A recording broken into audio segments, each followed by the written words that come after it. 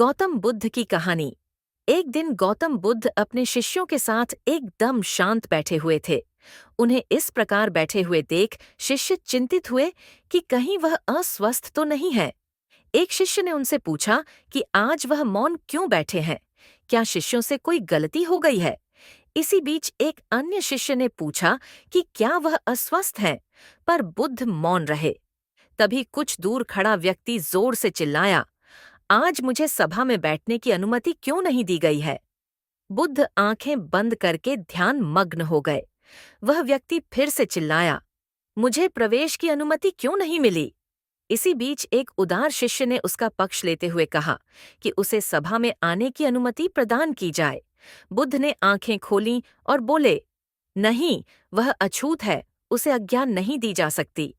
यह सुनकर शिष्यों को बड़ा आश्चर्य हुआ।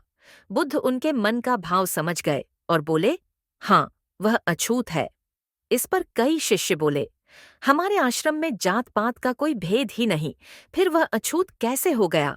तब बुद्ध ने समझाया, आज वह क्रोधित होकर आया है। क्रोध से जीवन की एकाग्रता भंग होती है। क्रोधी व्यक्ति प्राय मानसिक हिंसा कर बैठता है, इसलिए जब तक वह क्रोध में रहता है तब तक अछूत होता है।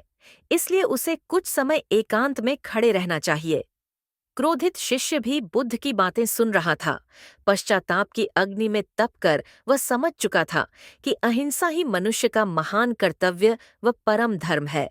वह बुद्ध के चरणों में गिर पड़ा और कभी क्रोध न करने का प्रण लिया। शिक्षा। आशय यह है कि क्रोध के कारण व्यक्ति अनर्थ कर बैठता है और पश्चाताप उसे बाद में होता है, जिसका कोई लाभ नहीं मिलता। इसलिए हमें क्रोध नहीं करना चाहिए।